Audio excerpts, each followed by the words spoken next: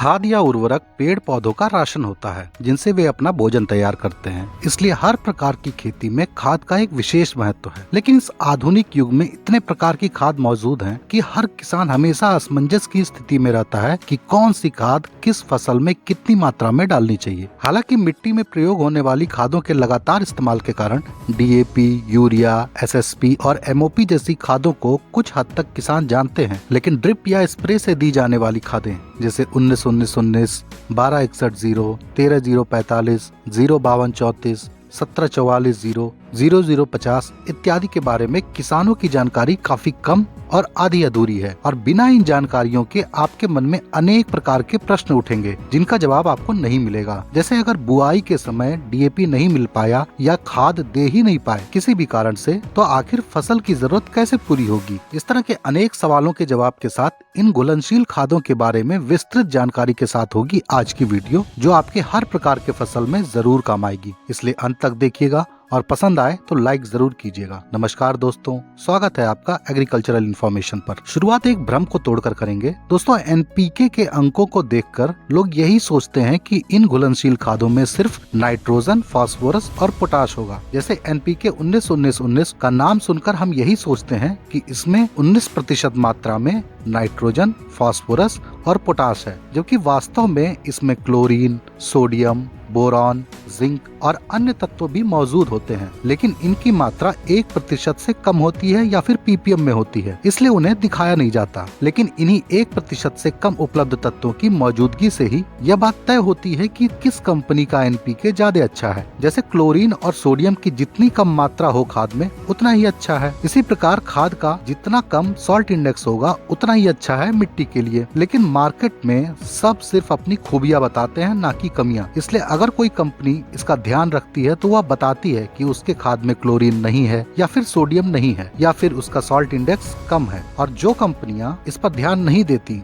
वो इन सब बातों का जिक्र ही नहीं करती। इसलिए एक समझदार किसान को हमेशा NPK खरीदते समय इन अतिरिक्त बातों को पता करना चाहिए, तभी आप इतनी सारी खादों में से सबसे अच्छी खाद का पता कर पाएंगे। दोस्तों, हर NPK के अपने कुछ गुण होते हैं, इसलिए आइए सबको एक एक करके जानते हैं। सबसे पहले जानेंगे बैलेंस्ड NPK को, जैसे 18-18-18, 19-19-19 या 20-20-20। इस तरह के NPK में सबसे प्रसिद्ध 19-19-19 है और मिक्स खाद का ये सबसे अच्छा रूप है, क्योंकि इसमें नाइट्रोजन तत्व तीनों रूपों में मौजूद होता है, यानी एमाइड, एमोनिकल और नाइट्रिक रूपों में। और इसलिए यह नाइट्रोजन लंबे समय तक पौधों में काम करता है। और साथ ही इसमें बराबर मात्रा में फास्फोरस और पोटाश होने के कारण इस खाद से संपूर्ण विकास पौधे का होता है। और इसलिए पौधरोपण के बाद हर कोई इसी बैलेंस्ड NPK की सलाह देता है, यानी हर फसल की पहली खाद के लिए यह सबसे अच्छा विकल्प है। लेकिन फलदार वृक्षों पर इसका छिड़काव फल लेने के बाद करना चाहिए, क्योंकि बागवानी में वही शुरुआत होती है अगले सीजन की। दोस्तों, वैसे तो बैलेंस्ड NPK को कभी भी दिया जा सकता है फसल अवधि के दौरान, लेकिन इसका ज्यादातर इस्तेमाल फूल अवस्था तक ही सीमित रहता है, क्योंकि फूल अवस्था के बाद कई तत्वों की जरूरत काफी बढ़ जाती है और इसलिए उस समय दूसरे विकल्प दिए जाते हैं, जिनको आप आगे जानेंगे। फिलहाल बढ़ते हैं अगले विकल्प पर, यानी NPK 12-61-0 पर, जिसको वैज्ञानिक भाषा में मोनो एमोनियम फॉस्फेट कहते हैं। इसमें 12% एमोनिकल नाइट्रोजन होता है और 61% फास्फोरस पेंटॉक्साइड होता है, यानी 12% नाइट्रोजन और 61% फास्फोरस। दोस्तों, 12-61-0 NPK में सबसे ज्यादा मात्रा में फास्फोरस मौजूद होता है अन्य सभी प्रकार के घुलनशील खादों की अपेक्षा। और इसमें मौजूद एमोनिकल नाइट्रोजन मिट्टी और पानी के pH को घटा देता है, इसलिए पौधे इस फास्फोरस को जल्दी ले पाते हैं एसिडिक मीडियम में। और आपके पौधों में फूल झड़ने की समस्या हो या फल कम लग रहे हो या उत्पादन की कमी लग रही हो, यह NPK इन सभी का इलाज है। इसके साथ यह तनों में मजबूती भी लाता है और जड़ों को भी बढ़ाता है, और इसलिए फूलावस्था के समय यह NPK आपको हमेशा चमत्कार दिखाएगा। इसके अलावा इस फॉर्मूले में क्लोरीन की मात्रा भी काफी कम होती है, इसलिए तटीय क्षेत्रों के लिए भी यह फास्फोरस का बेहतरीन स्रोत है। या फिर अगर आपकी मिट्टी का pH या पानी का pH ज्यादा है तो भी यह आपके लिए एक बेहतरीन विकल्प है। दोस्तों, इस्तेमाल का तरीका और मात्रा मैं आपको अंत में एक साथ बताऊंगा। और फिलहाल बढ़ते हैं अगले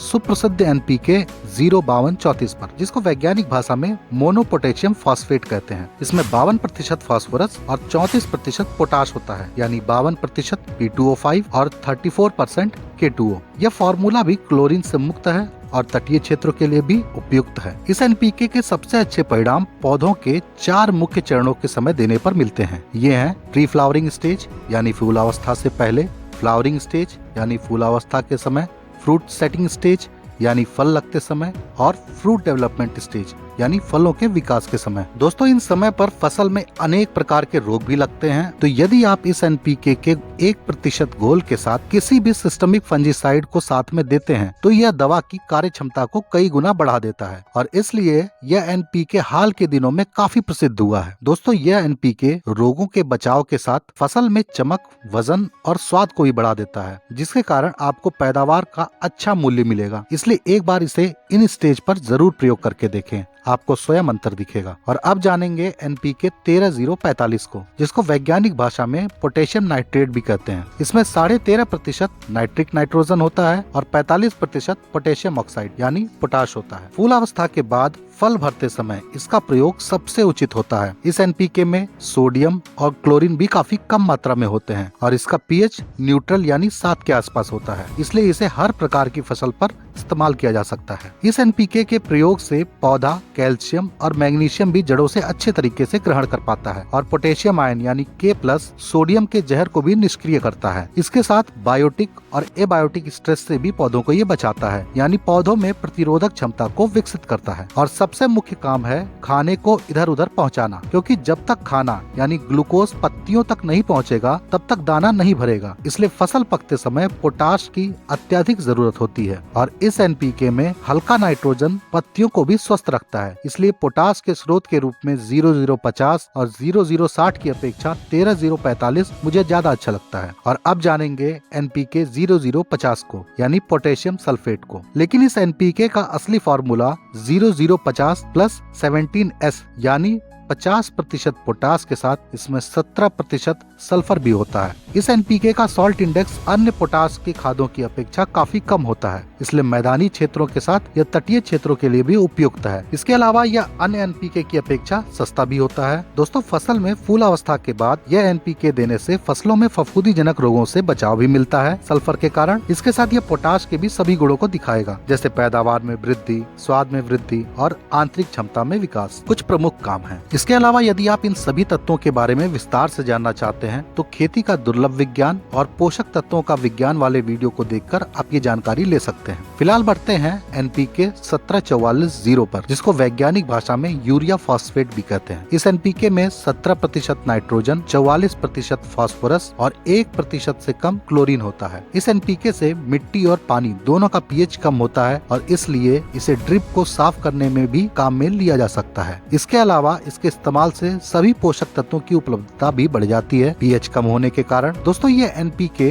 डीएपी के फॉर्मूले यानी 18440 के सबसे पास है, यानी 17440। इसलिए एनपीके कैटेगरी में यह डीएपी के एक विकल्प के रूप में देखा जाता है। दोस्तों, ये एनपीके वेजिटेटिव ग्रोथ यानी वानस्पतिक वृद्धि के लिए सबसे अच्छा विकल्प है एसिड लविंग प्लांट्स के लिए। और अब जानेंगे एकमात्र वाटर सॉल्युबल कैल्शियम के स्रोत को, जो कि है कैल्शियम नाइट्रेट या शॉर्ट में CN। इसका फॉर्मूला है 1500 + 26.5 CO यानी कैल्शियम ऑक्साइड। इसमें कुल 15.5% नाइट्रोजन होता है, जिसमें 14.4% नाइट्रिक नाइट्रोजन होता है और 1.1% अमोनिकल नाइट्रोजन होता है। यह पौधों के लिए खाद भी है और दवा भी, जो पौधों को अनेक प्रकार के रोगों से बचाती है, क्योंकि कैल्शियम सबसे कम चलने वाला तत्व है और एक जगह से कैल्शियम दूसरे जगह नहीं जा पाता है पौधों में। इसके कारण कैल्शियम की कमी पौधे के हर स्टेज पर हो सकती है और कई रोग प्रसिद्ध हैं कैल्शियम की कमी वाले, जैसे टमाटर में सड़न, टहनियों का फटना, शिमला मिर्च, कद्दू वर्गीय में कॉर्क स्पॉट, सेब में बिटर पेट, गोभी वर्गीय के अंदर पत्तियों का जलना, डंठल में खोखलापन और अन्य हजारों सड़न गलन और बीमारियों का इकलौता कारण कैल्शियम की डेफिशिएंसी ही होती है, जिसको ज्यादातर किसान नजरअंदाज कर देते हैं और हजारों रुपए की दवाओं का खर्च उनका हो जाता है, लेकिन समस्या वहीं की वहीं रहती है, क्योंकि दिक्कत कैल्शियम की कमी की होती है। दोस्तों, हमारी मिट्टी में कैल्शियम की वैसे कमी नहीं है, लेकिन इतना ज्यादा कैल्शियम भी नहीं है कि लगातार फल लेने वाले पौधों पौधों की जरूरत पूरी हो सके। और यही कारण है कि अनाज वर्गीय फसलों में रोगों का प्रकोप सब्जी और फूलों की अपेक्षा कम होता है। और यदि आप सब्जियों की खेती करते हैं तो आपको जिप्सम को मिट्टी में और स्प्रे से कैल्शियम नाइट्रेट देने से काफी स्वस्थ फसल मिलेगी। दोस्तों, कैल्शियम नाइट्रेट को शुरू में हर 15 दिन पर और 3 महीने के बाद 30 दिन में एक बार देना काफी होता है। ध्यान रखिएगा दोस्तों, कैल्शियम की कमी से फूल भी झड़ने लगते हैं पौधों पर, और बाहर की समस्या का भी हल कैल्शियम नाइट्रेट ही होता है बागवानी में। दोस्तों, ये वाटर सॉल्युबल खादें पौधों के हिसाब से देनी चाहिए, न कि एकड़ के डोज के हिसाब से, क्योंकि पौधों के अंदर पोषक तत्वों को स्प्रे से लेने की क्षमता पत्तियों की संख्या और आकार पर निर्भर करती है। इसलिए पहले महीने में सभी एनपीके की मात्रा 1 ग्राम प्रति लीटर ही रखनी चाहिए। इसी प्रकार दूसरे महीने में 2 ग्राम प्रति लीटर और तीसरे महीने में 3 ग्राम प्रति लीटर तक की मात्रा रखनी चाहिए, चाहे वो कोई भी फसल हो। इसी प्रकार फूल अवस्था के बाद 5 ग्राम प्रति लीटर की मात्रा उचित होती है, और 5 ग्राम प्रति लीटर के ऊपर की मात्रा सामान्य बैटरी स्प्रेयर से नहीं देना चाहिए। लेकिन अगर आप बूम स्प्रेयर या अन्य मशीन से चलने वाले पंप का इस्तेमाल करते हैं तो फल, फूल, अनाज और सब्जियों में फूल अवस्था के बाद 10 ग्राम प्रति लीटर तक की मात्रा महीने में एक बार दी जा सकती है। हालांकि कई कंपनियां इसके ऊपर की मात्रा को भी बताती हैं, जैसे 30 ग्राम प्रति लीटर तक, लेकिन यह मात्रा मेरे अनुभव के अनुसार मात्र पेड़ों के लिए उचित है या फिर बागवानी के लिए। छोटे पौधे या सामान्य फसलों के लिए यह उचित मात्रा नहीं है। और अगर आप ऐसी फसलों पर देना चाहते हैं ज्यादा मात्रा तो कृपया पैच टेस्ट अवश्य कर लें। दोस्तों, एनपीके को आपस में मिलाने के लिए या एनपीके में कुछ और मिलाने के ऊपर आपके हजारों सवाल आते हैं, और इसको लेकर कई भ्रम भी कई लोगों ने फैला रखे हैं, जिसका कारण है अधूरा ज्ञान। दोस्तों, मिट्टी में खाद देना और स्प्रे से खाद देने में बहुत फर्क होता है, क्योंकि मिट्टी में दिए जाने वाले खाद जैसे urea, DAP, MOP, SSP, NPK 12, 32, 16 इत्यादि स्लो रिलीज टेक्नोलॉजी पर आधारित होती हैं, यानी ये समय के साथ धीरे धीरे पौधों में उपलब्ध होंगी। इसलिए ऐसी खादों में हम आगे पीछे करके 2 ना मिलाई जाने वाली खादों को भी प्रयोग कर सकते हैं, क्योंकि दोस्तों मिट्टी के अंदर खाद का प्रतिशत वजन में इतना कम होता है जो कि लगभग अगर आप कैलकुलेट करेंगे तो 0 ही आएगा। इसलिए दूसरी खाद से रिएक्शन की संभावना भी लगभग 0 ही होती है मिट्टी में, क्योंकि 1 हेक्टेयर में ऊपर की मात्र 6 इंच की मिट्टी का वजन लगभग 22,40,000 किलो होता है। अब 100 या मैक्सिमम 200 किलो भी अगर आप इसके प्रतिशत में निकालेंगे तो वह आएगा 0.0089%, यानी दशमलव के 2 अंकों तक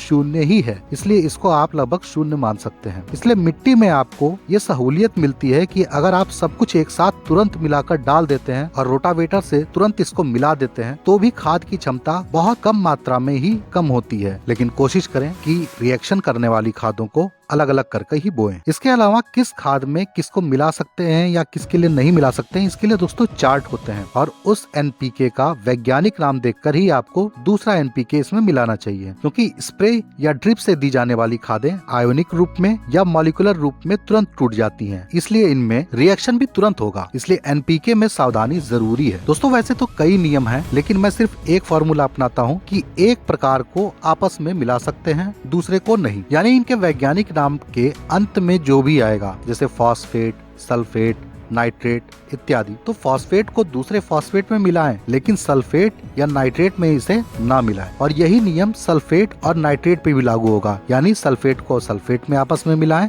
और नाइट्रेट को नाइट्रेट में आपस में मिलाएं। जैसे ferrous sulphate, zinc sulphate, magnesium sulphate और मैंगनीज सल्फेट को आपस में आप मिला सकते हैं, क्योंकि सब सल्फेट है। तो दोस्तों, कैसी लगी वीडियो जरूर बताइएगा। पसंद आई हो तो लाइक कीजिएगा, और दूसरों को बताने लायक लगे तो शेयर कीजिएगा। बाकी इसी तरह की खेती से जुड़ी वैज्ञानिक जानकारियां आपको इस चैनल पर हमेशा मिलती रहेंगी, इसलिए सब्सक्राइब भी कर लीजिएगा। तो दोस्तों, मिलते हैं किसी अन्य वीडियो में एक नई जानकारी के साथ। धन्यवाद।